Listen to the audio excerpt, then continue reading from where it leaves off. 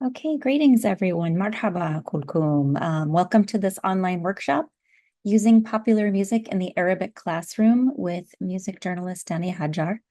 Um, Most of you know me, or some of you know me. I'm Mimi Kirk. I'm with the DC Arabic Teachers Council. That's an initiative generously funded by Qatar Foundation International and hosted by the Institute for Middle East Studies at George Washington University. And I just have a couple of announcements before I introduce Danny and give him the floor. Um, First, I'm going to be sending out a very brief survey after the workshop. If you're able to fill it out, we'd be so appreciative. It helps us plan future workshops. It keeps us accountable. And it's just 3 brief questions. And then also the Institute for Middle East Studies at GW sponsors and quote, an after the workshop initiative. That's what they call it, in which any Arabic teacher in attendance at this webinar who would like to work on developing curricula around the topic are welcome to reach out to us by emailing imis_outreach@gwu.edu. I'll put that in the chat.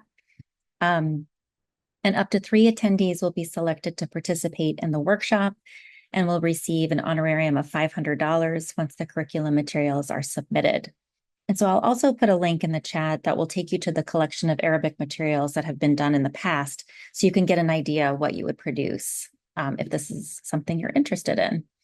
The idea is to take the content, tools, and resources that Danny is going to discuss in this workshop and create a complementary lesson plan that is available to all teachers.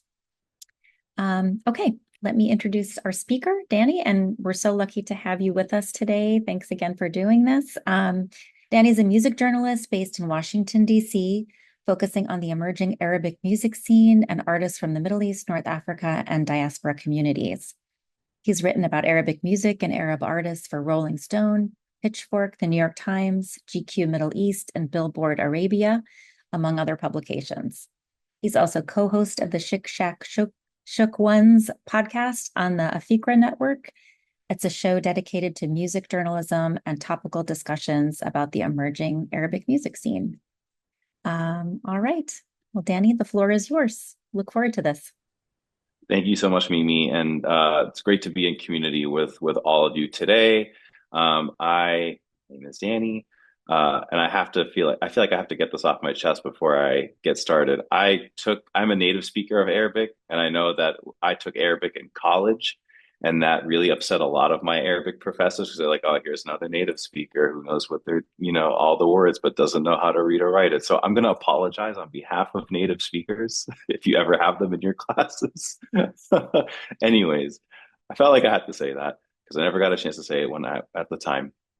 I'm going to talk to you all a little bit today about where Arabic music is right now, the renewed sort of global attention on Arabic music, artists from the Middle East, North Africa, and diaspora communities, and sort of where it's going, where the hope is going from here, just based on my observations as a reporter and some of the discussions I've had with artists, industry folks, etc. I'm a very conversational person. I'm not sharing my screen. I don't have a presentation. I'm more so going to go through this, and I really want to open this up for discussion. So that's kind of my vibe, and I'm looking forward to your questions on that. So, how did we get here? Very briefly, just to talk through sort of the history of the evolution of Arabic music. Obviously, Arabic music itself is incredibly poetic. It's a form of storytelling. It's how we pass on narratives. What started really by mouth, and then obviously now it's recorded media, it's recorded art. Arabic music before sort of the 1900s, I would say really before the 1950s in particular, was quite long, right? It was based on different poems. It was based on storytelling. It was based on narratives that were passed down from generation to generation. A very popular form of Arabic music, tarab, where it's really a vocalist sort of driving everything and driving sort of how the band plays, how audiences react. One song could last up to an hour, and it would tell you a whole narrative through and through. 3 major things kind of happened to essentially shorten the length of Arabic music and get to where we are today. One of them is the 1932 sort of Cairo Conference of music, where they invited a lot of European artists in particular, musicians in particular, to introduce them to, not introduce them, but to really find ways to incorporate, I guess, more Western instruments and vice versa to really bring that and bridge that with a lot of Arabic instruments in particular.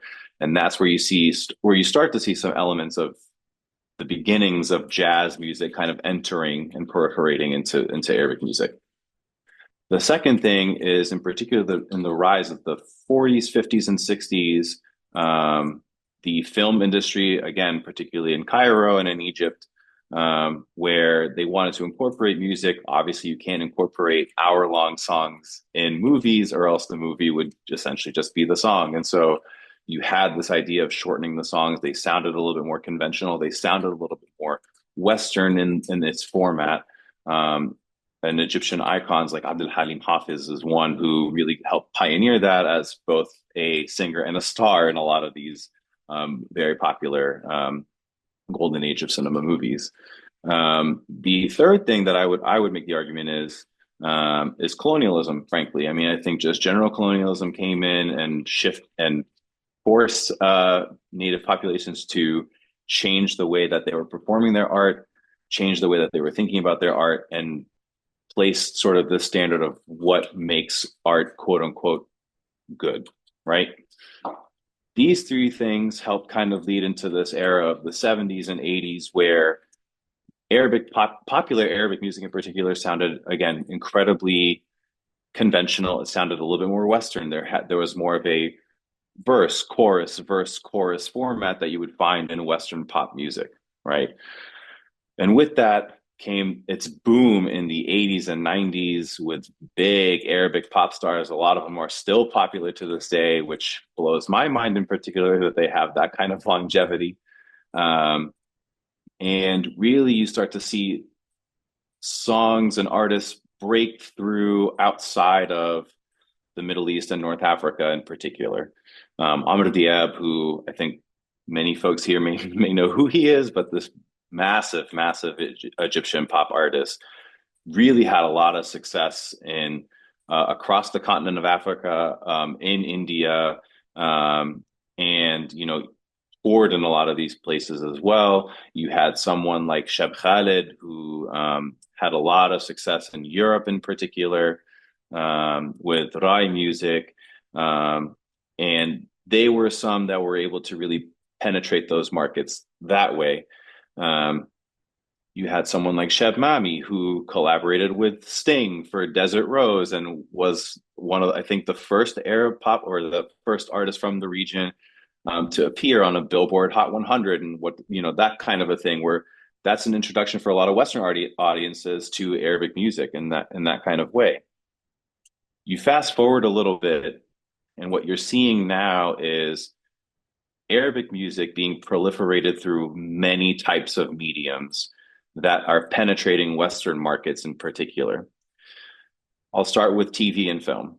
You have big Western productions of Rami, for example, on Hulu, Mo on Netflix, Moon Knight on Disney Plus, these three in particular, that feature Arabic music in very thoughtful ways, in ways that don't sort of convey any sort of stereotypical Orientalist Western thing where there's like a sepia tone frame of the pyramids and some sort of vague chant happening. No, you're seeing songs being thoughtfully deployed to help move forward the narrative or help set the scene for what's coming in a particular episode. Again, I think in large part because the creators of these shows and the production teams and the writers all have an emotional attachment or a personal connection to this music, so they understand how to deploy this music, right? The second biggest thing I would argue are large scale sort of global events that just kind of take over conversations, take over sort of what's happening in the world, take over sort of the discourse. The biggest one in recent years would be the World Cup in 2022 in Qatar, where now you have folks who are just casual soccer fans or really want to root for their countries, but now they're getting, you know, Qatari traditions and rhythms and melodies and culture kind of, uh, you know, they're being exposed to that. They're being exposed to the Arabic language a lot more. You have official songs from FIFA incorporating artists from the Levant or from North Africa or from the Gulf, and they're performing in Arabic alongside very popular Western artists, for example. So that's another way that the music is coming through. Even with the success of the Moroccan national team, you had artists who are Moroccan who had made music that their music and their songs were adopted by the national team, were played anytime that the national team won, and those songs saw such a longevity and such a like growth in their popularity as a result.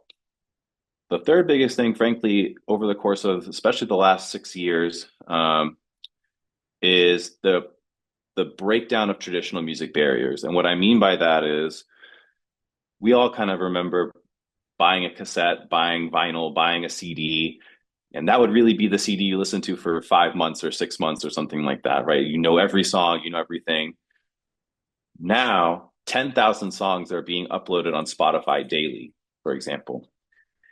And because of that access to the world's music catalog right at your fingertips, um, you have these digital service providers like Spotify, like the regional one in the Middle East, North Africa, and Rami, and Apple Music, and so on and so forth.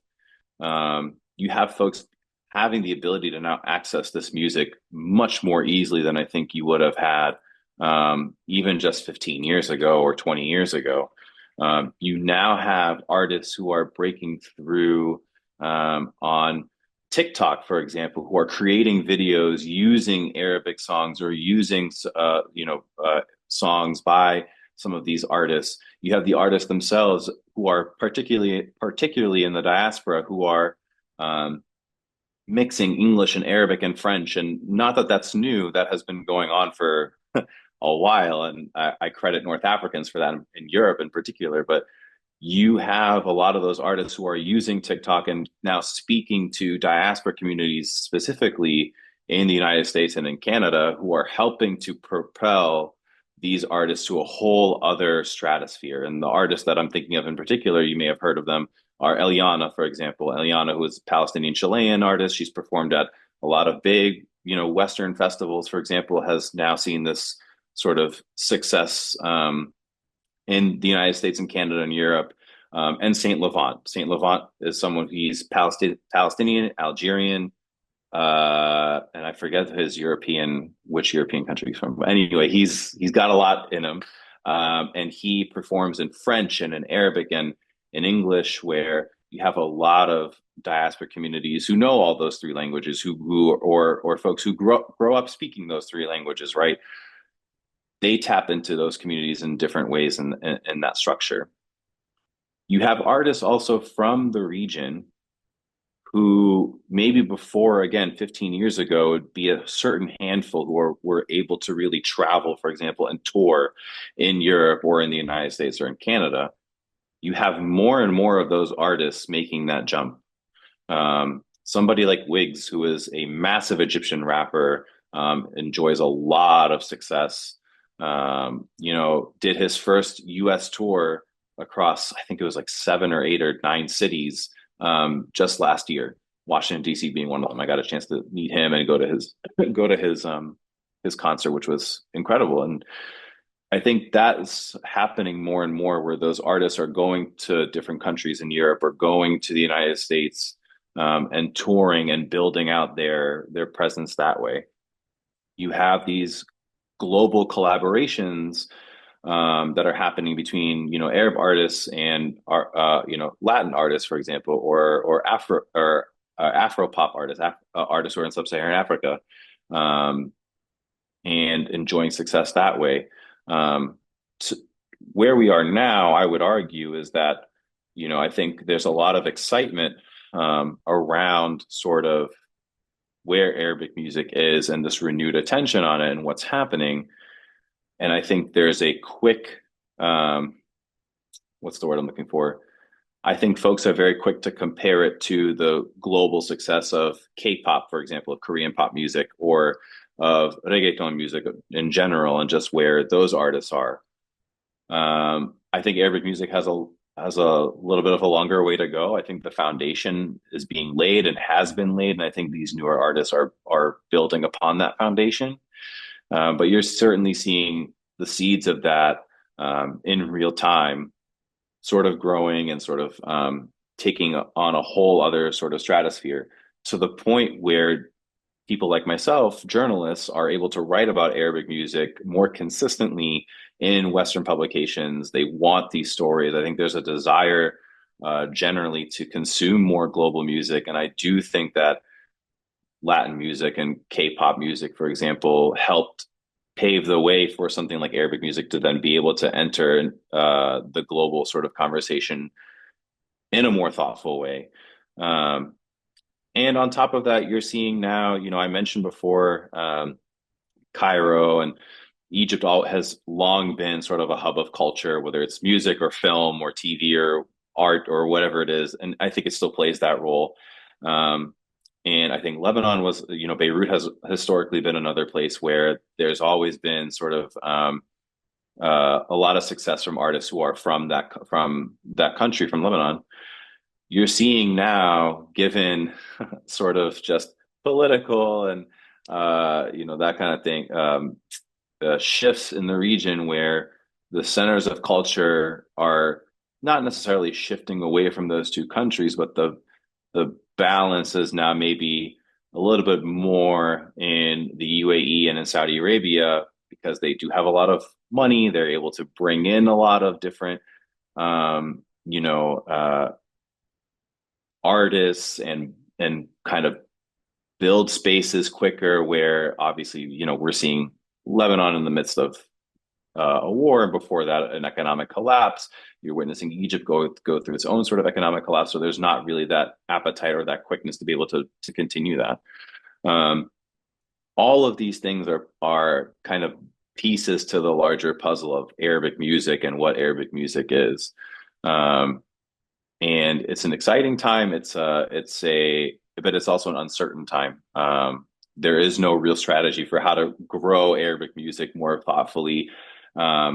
There's also questions of what it means to grow Arabic music. What does it, is success only measured by if you have success in the West, for example, or what does it mean when these newer generations of artists are creating music that sounds kind of like a rapper you would hear in the United States, but does it maintain its identity? Does it matter if it maintains its Arab identity, and all these sorts of things? So the industry right now is grappling with a lot of these questions.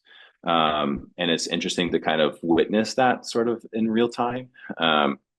But all of these things are kind of, it's a good thing to have these conversations. You want to have these conversations, and it's good to see, again, this renewed global attention kind of on Arabic music and sort of what's happening. So I'm going to stop there because I hate talking at folks, and I would much rather engage in conversation. So if anybody has any sort of questions or even just opinions, I'd love to hear them.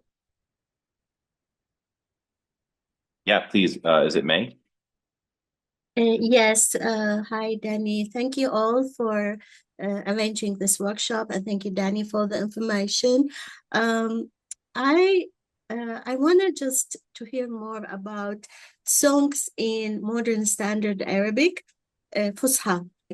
And these songs are really important for our students when we teach them Arabic, to listen to them, to listen to these songs, and also learn the language, and also some of the culture is embedded in them. Yeah, thank you. Yeah, no, thank you for that. I know that's incredibly important for you all as you're teaching students Fusha and everything. Generally speaking, artists are moving further away from Fusha. To find those artists now, you may have mentioned the only one. I really can't think of anyone else at the moment who is doing that currently. Obviously, Cosmos Sehed is very known for that. There are some artists like there's a Saudi artist, her name is Temtem, who I would recommend looking at. She doesn't do a ton in Fusha. I think she has maybe one or two songs where she is reciting poetry specifically, and that is in Fusha. But again, what you're seeing is, as part of this kind of not westernization, but this wanting to appeal is you're seeing artists again mixing languages. There's a lot more English in these languages in their music now, and you're seeing artists really hone in and feel this kind of pride toward their dialects versus wanting to perform in Fusha necessarily, right? So, for example, there's a massive rise right now, and this is long overdue in my opinion, but there's a rise and much more of a greater appreciation for Moroccan artists and Moroccan music, right? But Darija is very specific to the region, and so it's interesting to see its popularity when I, as a Lebanese person, have to look up the lyrics and like ask friends what exactly are they saying, what exactly does this mean. You could pick up on a handful of words, but I don't know everything, right? So you are seeing sort of this entrenchment of I'm proud of who I am and I'm proud of my dialect and I really want to perform in that dialect. Now, obviously, some of the bigger Arab pop stars like the Nancy Ajrams of the world, the Raghab Alemis of the world, those folks, they're still going to perform in Egyptian dialect primarily. They're also going to perform in a Levantine dialect because that's where they're from.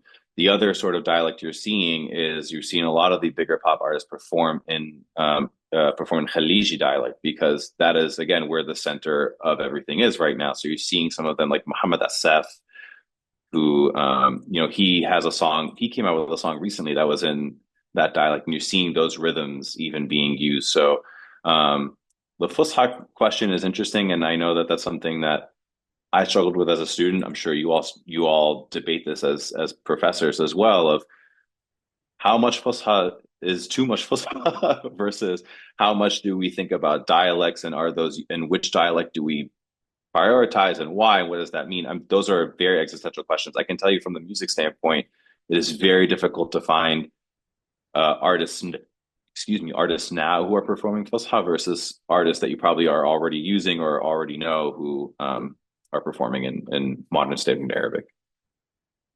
I hope that's helpful. I agree. I use combination because it's very helpful to student to hear. But I noticed that the student like a lot something that has a story. Yes, they like the rap song, but also they like the song that have a story, like Mashwa Layla. They love that. Yeah. Yeah, they want to listen all the time. It is different from the trains. Yeah. Absolutely. And there are artists who perform in those stories. But again, someone like Mashur Layla, even for a Levantine speaker, it takes a little bit of time to fully get what exactly they're saying because they perform it in such a specific way. But bands like them, bands like Kairoki, for example, who, again, they also are rooted in some kind of history or historical moment for where they're from. And for Kairoki specifically, it's the Egyptian Revolution. Though they are going to make more interesting music in the sense of they are going to get a little bit more political because that's the route that they have taken, right?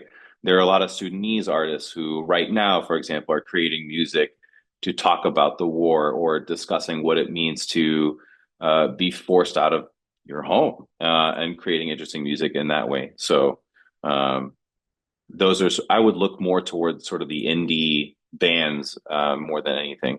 Khalid, please.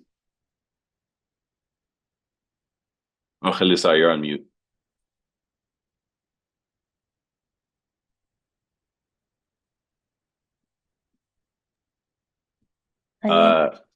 Halil, you're on mute. Okay. I'm sorry, I thought Mimi had the command over that. Anyway, thank you very much for an excellent overview of the development and the recent history of Arabic music. I'm going to move away from the classroom. My question is more academic, sort of, but also yourself being a journalist and knowledgeable about the history, the development of today's Arabic music.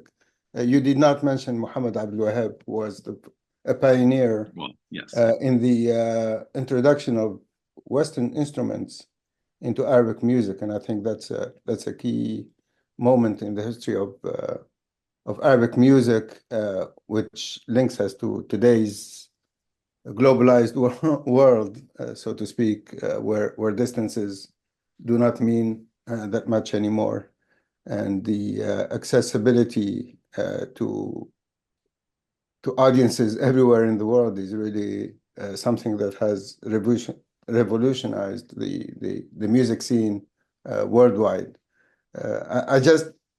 My question to you, how much has Muhammad Abdul Wahab and his compositions contributed to bridging certain cultural gaps between the East and the West, so to speak? yeah. Because No, thank you sometimes for the that. students may ask you a very Who did it academic first? question, and I think I'd be happy to listen to your insights on this question. Thank you. No, of course. And, I didn't mean to not bring him up. I was trying to be very, very brief on sort of that, but he is an important figure, obviously. And in fact, there are several artists who owe their careers to Muhammad Abdul Wahab for sure. Um, Composers and songwriters like him, like Ilyas Rahbani, for example, who also was very instrumental in bringing jazz and really changing how Fairuz even performed, right? That as someone like that. There are a lot of those sort of songwriters and composers that I think are incredibly important to, how do I put this? They found a way to incorporate elements of Western music without diluting what it means to perform Arabic music. Does that make sense? And the struggle that I have, both as a fan and just as a journalist, even, is with these newer artists who are coming now. There is this desire to kind of sound like a Western artist without necessarily incorporating sort of elements of their, or rhythms or melodies of their identities. Again, that's my opinion, and obviously feel free to disagree, but I think composers and songwriters like him and even the artists who perform Muhammad Abdul Wahab music, like Abdul Halim, for example, they are instrumental in helping to bridge that gap, and helping to bridge the gap again in a very thoughtful way, where they are still maintaining their identities, their cultures, and the rhythms, and all these pieces. I do think that if you are going to pick certain figures in Arabic music history, it'd be hard to talk about it without talking about Muhammad Abdul Wahab, for sure. So thank you for that, and that would be my answer. To me, I think that the two most of the songwriters and composers, not the artists necessarily, the two most influential figures in that transition are him and Ilyas Rahbani, in my opinion. I mean, I'm sure there are others, but I think those two just had such a profound impact, and moved Arabic music in that direction.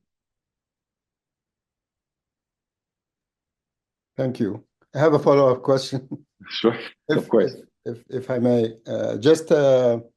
I'm also curious about TV shows like The Voice Kids, Arab Idol, and others.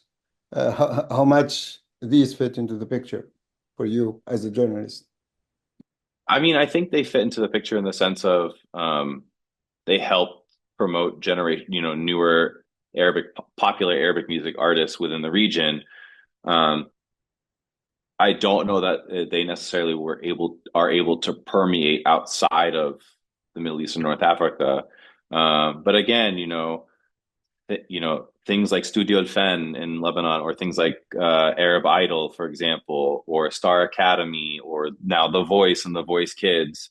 I think what ends up being maybe just, again, I don't necessarily think this is infinitely more effective, but what ends up being maybe a slightly more effective is seeing The Voice in certain European countries and seeing Arab diaspora perform in those competitions. That I think ends up helping, particularly in Europe, spread the music and spread the culture and spread the melodies. We've not really seen that in the United States. I hope that it happens one day. But I mean, I do think that to a certain extent, those are helpful in the sense of showing the creativity and the talent that the region does have in a competition format. Yeah. Thank you. And Danny, just to note that there's a few comments in the chat. Oh, I don't know if you can see it, but some of the participants, thank you all, the attendees have mentioned some musicians who use Fusha in their songs. We have Majida Al-Rumi, Marcel Khalife, Yasmin Hamdan, and Faya Yunan. Hopefully I'm saying that correctly. Yeah. Yeah, these are all incredible artists.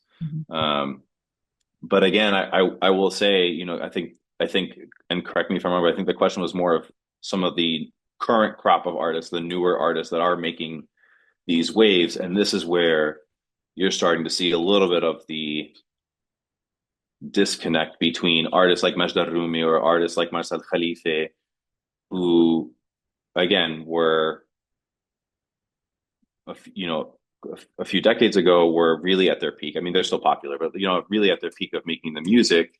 Whereas now a lot of the current artists are not necessarily always taking that into account. There are artists who are in the spirit of folks like Marcel Khalife and that, like, there's a great artist. Her name is Nay Barghouti. I can type it in the chat for folks too, if that's helpful. But Nay Barghouti is Palestinian, and she is really someone who is about about storytelling. She, I think, really harkens back to that sort of era a lot more, and is very popular for that.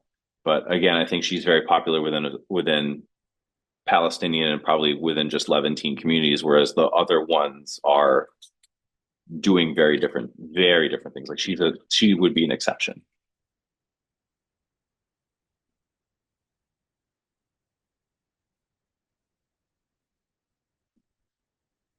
Yeah, Hamza and Amira too. Yeah, yeah.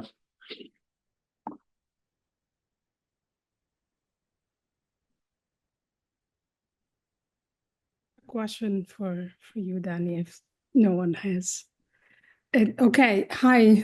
Thank you so much for this amazing talk about popular music in the Arabic classroom. I teach Arabic, but I teach the language, but I also teach the literature and content classes that are in English. And hopefully I'm in the process of proposing like hip hop and social justice in the Arab world. So that's to my question, and I'm glad you mentioned wigs and DAM, I guess, but I don't know if yeah. But if you could touch a little bit more about the social justice issues that are in the Arabic hip hop, according to your knowledge. So my knowledge in this field is limited too. So I appreciate any insights that you could give to me. No, of course. I'm gonna be as brief as I possibly can because I feel like I could just spend hours talking about Arabic hip hop and its place and what's happening and everything. You mentioned Dem. Dem is a great example of sort of the first real hip hop group in the region that, I mean, it essentially existed to rap and discuss their lives under occupation, right? I think that's very much their ethos and who they are. There are newer artists that also are doing that. There's a rapper, his name is Sheb Jdeed, from Palestine. He, I think, takes what Dem has done, but is much more explicit in his lyrics. So if you are going to teach Sheb Jdeed, I would just maybe review the lyrics. I don't know what your preference is with students, but like he is very explicit and very forthright about the occupation and kind of how it's impacted him. There are artists in Lebanon like Abu Nasr Tafar, for example, who are, again, very sort of rooted in sort of the social justice kind of movement. There are others, particularly around sort of, I really don't like calling it this, so please forgive me, but the Arab Spring. There are other artists like Balti in Tunisia who no longer really does that, but when he was kind of first gaining traction, was very much talking about the Tunisian government and Tunisian society and what it means. Now he's become much more of a pop artist in that way. But I would say, you know, in terms of social justice movements in general, with regards to hip hop, you are going to find more of that, in my opinion, or from what I've observed. You're going to find much more of that from Palestinian, from Lebanese, from Iraqi artists, I think, in particular, because there have been more struggles.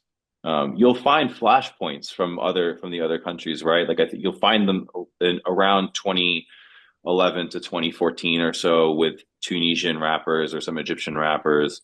You'll find it now with certain Sudanese rappers in particular, but by and large, in terms of just the consistency, I would say Palestinian rappers, because the occupation is ongoing, are always going to find ways to perform about that, right? Like I really do believe that they are the most consistent. So there are artists like Shabjid I mentioned. There's artists like Another, who's really great. Shadia Mansour she herself is a pioneer for artists who are women who are performing hip hop, who are performing kind of rap music. In that way, they are really the ones who are still carrying that. But again, like the lyrics where Dem was fairly explicit in their lyrics, but I think these artists are much more I don't want to use the word violent, but I guess in that way their lyrics have carry a little bit more weight than I think they would have before. Otherwise, by and large, you know, someone like Wiggs, he's not really doing that. He's not going to really perform music calling out any sort of injustices he feels are happening with the Egyptian government or what have you. I would imagine partly because of the power of the Egyptian musician syndicate and banning artists and how that can derail a career. But he's not really going to do, and he's enjoying so much global success and commercial success that I don't know that he wants to necessarily ruin that. And I would say, and I would argue the same for artists who are based in certain countries where you can really be jailed for saying anything against any sort of governments or kind of what have you, and what that means. So that's why I think Palestinian artists are able to do what they do, because everyone is kind of against the occupation and wants to say something. So you'll find a lot there. And I'm happy afterwards to send other recommendations and songs and things like that, if that would be helpful. Definitely. And also I hope that we'll have access to the recording, because you mentioned a lot of information. I was taking notes, but I guess it's yeah. Thank you so much. I appreciate your insights on this. Honestly, you draw my attention to the use of profanity in Arabic hip hop, and now I think another question about it. You know, how am I gonna actually, include it in the classroom, first of all, and then also teach it to the students? But I guess it's part of the culture anyway. So, like, to be immersed in the culture, they have to know the bad words too. Yeah. Yes. I've had to learn a lot of bad words in Danny Hajjar, and I was like, oh, I didn't know that. That's what I would say them. And then my Moroccan friends are like, you can't say that in public. That's not nice. And I was like, I didn't know. So yeah, I understand. Can I ask one more question? Please. Do you see any, especially in the recent years, any gender gaps, like men performing more than women? And Yes. what are the reason behind it? Is it inequality, or is it kind of oppression, or is it part of, how do I say that, men are more popular with certain types of music than women? What do you think about that? Yeah. I think from my observations, you see this gender gap immensely with hip hop.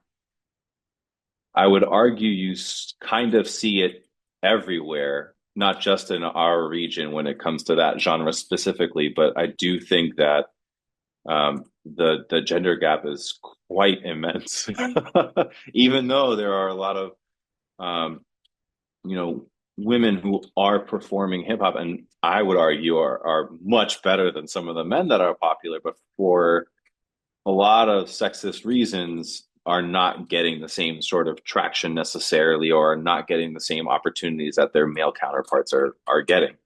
Now, when it comes to sort of the more pop music or acoustic music, I think that's where there's a little bit more of an even sort of gender balance, if you will. But again, even in that I would argue that reinforces a stereotype of women as gentle and men as dominant and aggressive. And I do think that there are some artists, Lamisa Khan, for example, who came out with a very popular Arabic song called Msaitara, which I'm sure folks have maybe heard. If you haven't, it's really great. But there was another artist, and I forget her name, but I can hear the sound in TikTok from TikTok in my head, where she was talking about like Akbar al Hayati or something like this, where there are certain artists who are just like, I'm going for it. This is me. I'm unapologetically myself. And I'm going to talk about these things. And I think that's a good thing. That's a fair thing, because it's not even just in hip hop. I would, Fayez Karam, who we all, I'm sure you all may know, very popular Lebanese artist, has easily one of the most popular songs at every Arab wedding and every Arab gathering, whatever, called the Tanura, which is literally just about him gawking at women and him gawking at someone in a short skirt.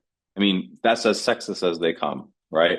But we all love it because it's catchy, it's trendy, it's whatever. It's the same thing with even Western music, right? Like Robin Thicke comes out with a song called Blurred Lines, and Blurred Lines is incredibly problematic, but here we are, everyone dancing and listening to it. So I do think that there is that gender gap, but there is a concerted effort by a lot of artists who are women who are trying to close that and say, we are here. And I do think that there are some forces in the industry who, for example, there are record labels headed up by women. There are women who have high positions of power in certain spaces who I think are trying to change that from within.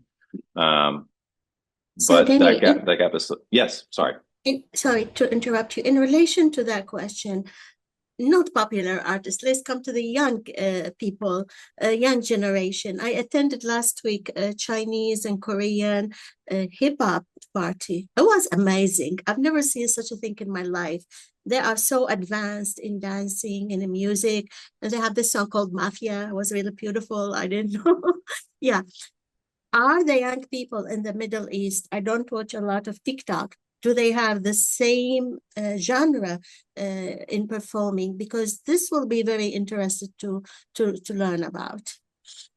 Oh yes, I mean, the gender gap still exists. I did mention that there are, particularly in hip hop, where that right now feels like the very predominant genre of the region behind pop music. There is still just a complete gender gap, and the artists who are men do get a lot more opportunities, get a lot more attention, get a lot more popularity very quickly than some of their counterparts who are women. That definitely does exist. Even for young people, even for young generation, the same issue. Yeah, it's the same issue. Yeah. Thank you. Of course. Ibtisam, I think you had a question. You put something in the chat. Yeah. Oh, Ibtisam, you're not on mute, but we're having trouble hearing you. Or I can't hear you at least. Yeah. Yeah. Yeah, sorry. Do you want to just write it in the chat and I can read it to Danny, or we can read it out loud? Yeah, then it'll be on the recording too. She posted the link that it says, "Is there something like this in Arabic or something like that?" Yeah. It She, says it's in French, or it's Mani Musical. yeah. Yeah. So Do you know about that, Danny? Mani Musical? I don't know about this, but this looks great.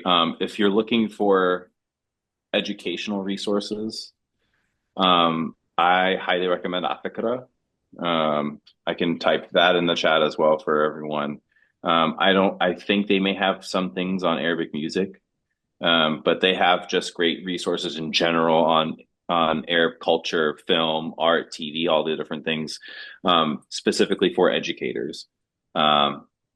And even if folks want to connect with them directly, I'm happy to help put y'all in touch with Afikra directly as well. But they're great.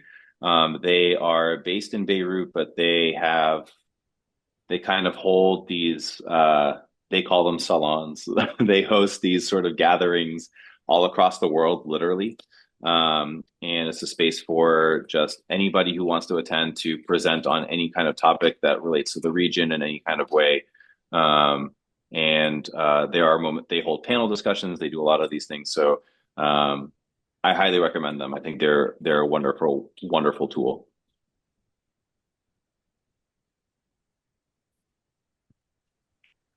So let's see. Oh, wrote, it's a contest that many French teachers do in their classroom.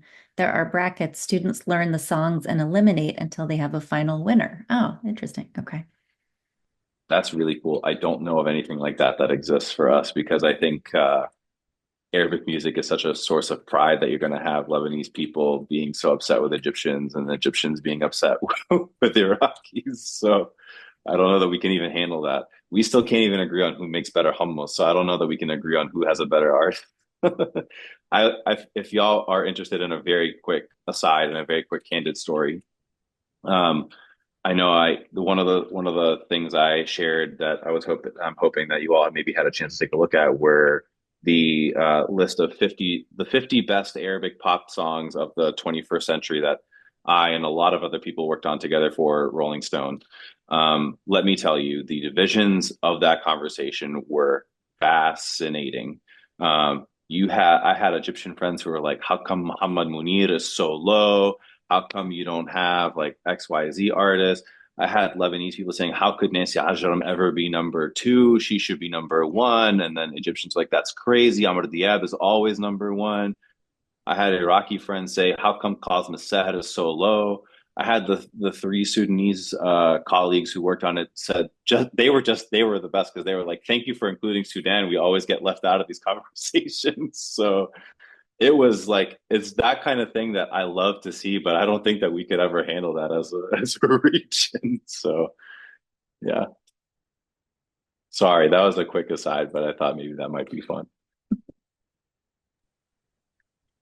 Okay, Ibtisam, thank you. You put another note in the chat. I also want to share about Craft and Talk. We teach songs and Arabic instruments in the Arabic classroom, and all the artists are located in Lebanon.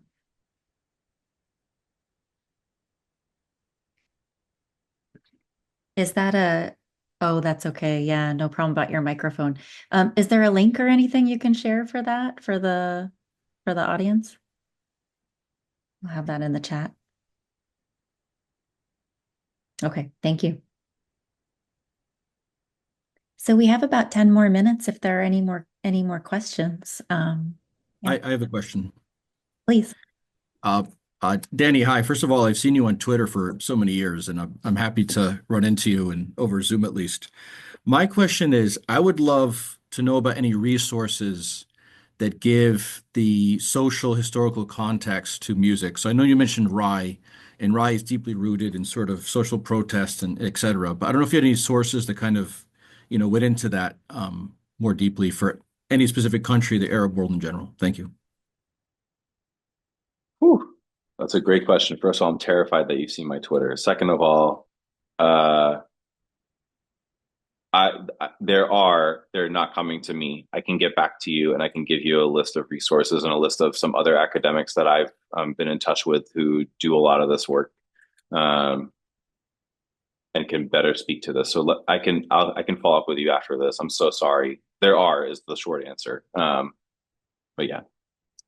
You know, one person I know, one academic who worked on rye, and this was a while ago, so I'm sure there are others, but Ted Swedenborg is a professor, I think, of anthropology. He's emeritus now. But I remember reading his work on rye, and especially, I think, in looking at the diaspora and use of rye. But anyway, that's, I could try to find a source as well. But yeah, it's a great question. I did look this up because I did. Okay. One story that I did write about a few years back was how hip hop has kind of really broken through in North Africa. And obviously, I think that a lot of it is coming from Rai influences a lot of the hip hop from Algeria in particular. His name is Omar Shanti. He is great. He looks at Rai music through a post-colonial lens in particular. So highly recommend his work. He was someone that I interviewed, and his name had escaped me before, but found it now.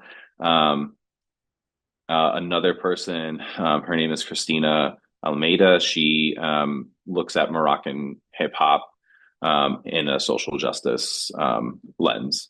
So those are two folks that I can tell you from there. I'm happy to get you more resources for some other countries and other genres.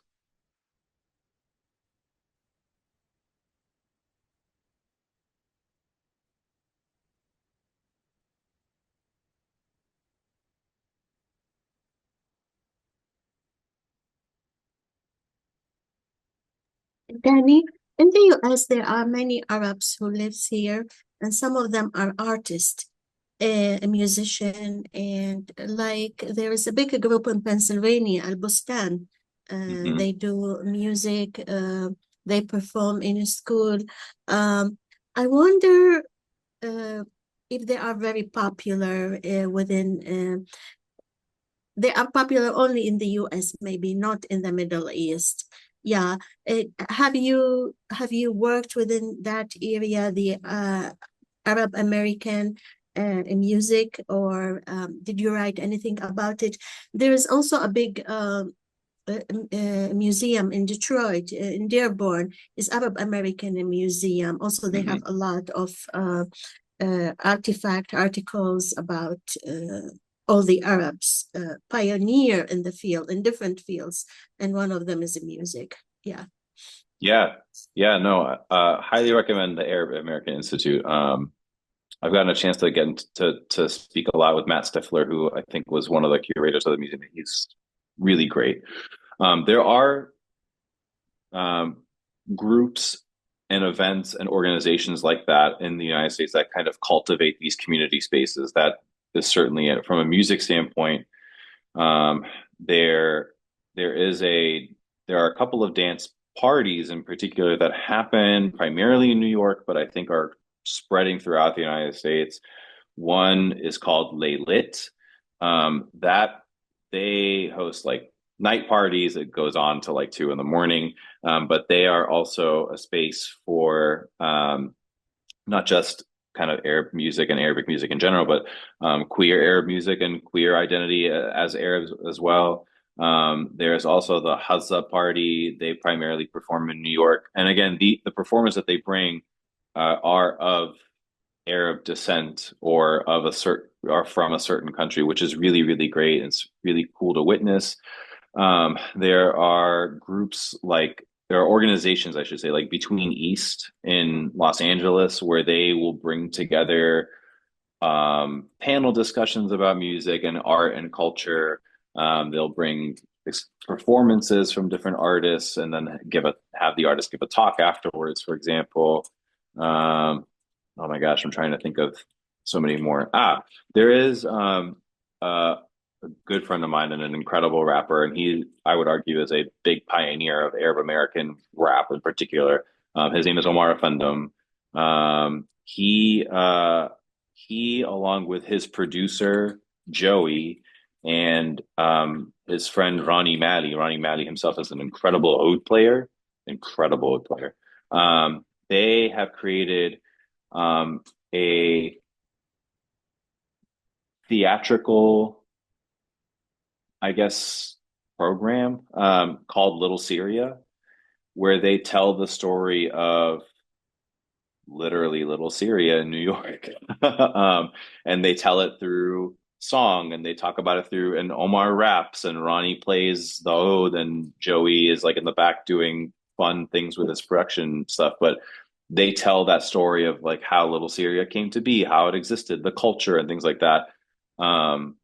I've not yet gotten a chance to see it, but it seems really cool. And sometimes they'll perform it in different cities. Omar actually did it in Georgetown last year, I want to say. He performed at Georgetown, which was really interesting. But yeah, there are spaces like that that are helping to promote that, along with the artists. Like there are artists like Feluca, for example, she's an Egyptian American R&B rapper. There's Nadina Ruby, who herself is a Sudanese American. Artists like that who are trying to also popularize Arabic music and tap into the diaspora here.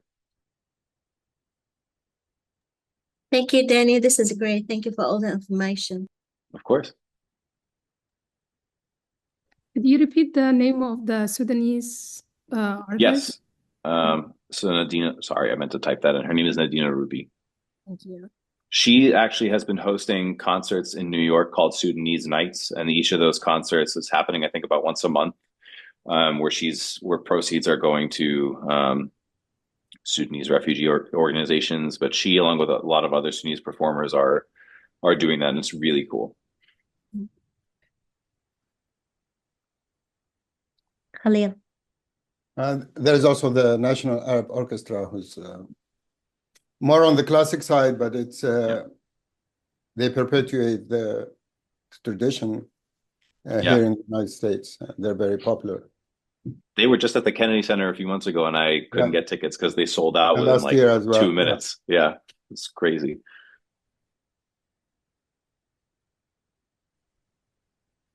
Okay, any other questions before we sign off? I feel like, but it's just a comment actually, but it might be but I like how you expressed how the Arab world is sort of like there is a pride in each country, but I wanted to ask, if there is any sort of like a diversity within each country, like for example, in Egypt, the Nubian, and you mentioned Muhammad Munir, and like the use of the indigenous language, or the indigenous music within the formation of, for example, Arabic, Egyptian, Lebanese, Iraqi, you see what I mean? So I don't know. Absolutely. Yeah. Yeah, no. I will say really quickly, there is definitely diversity within each country. Particularly, I would argue in Egypt and probably in Morocco and some of the other North African countries, and Iraq. There's not too much of that in Lebanon, to be very honest with you, for example. But I mean, in Egypt, the variety of just genres and types of artists there's a difference between artists from Cairo and artists from Alexandria. And if you look at hip hop in particular, they fight all the time. They beef all the time, which is fascinating. There's Mahraganat, which I didn't even discuss Mahraganat, and that has a lot of, interesting sort of things that come with it, right? So there definitely is a lot of those aspects within each country for sure. Yeah, no one is homogenous or anything. I don't mean to suggest anything like that, but yeah. Thank you.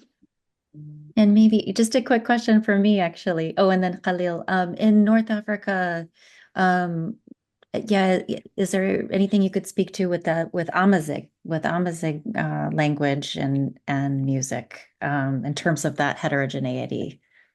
Yeah, absolutely. I mean, there are a lot of artists from Morocco who hate being called Arab artists, and that's because they're Amazigh, for example, right?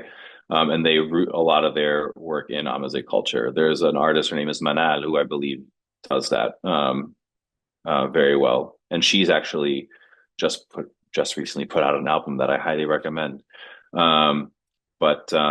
are, I think there is, again, back to this pride of performing in your dialect. I do think that there is this renewed sense of even being prouder of your identity and expressing that. And you are seeing that a lot with Moroccan artists in particular who want to express their Amazigh roots.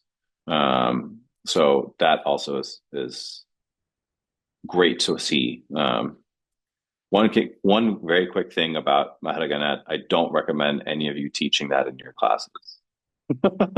Just because the lyrics are the lyrics are it's going to be tough for you all to get around the lyrics of any artist performs Maharaganat. But yeah. Khalil, you had another. Just a quick mention. Thank you very much, Danny, for sharing the 3 links with us. These were great articles, and I think it sharpens my awareness about the ongoing research and also journalistic work, which is very important. Also, Mimi, I lost track of my chat function in the Zoom. Would it be possible to have all the links that were shared in one document? Or would it be easier to just get the recording of this? Well, I guess the one thing I did want to say is I will be sure to share the recording with you all. So that'll be up on our website, in the next few days, and then I'll send it to you all. And I also, I'll have, through doing that, I know I have access to the chat, so I can be sure that I can put the links in the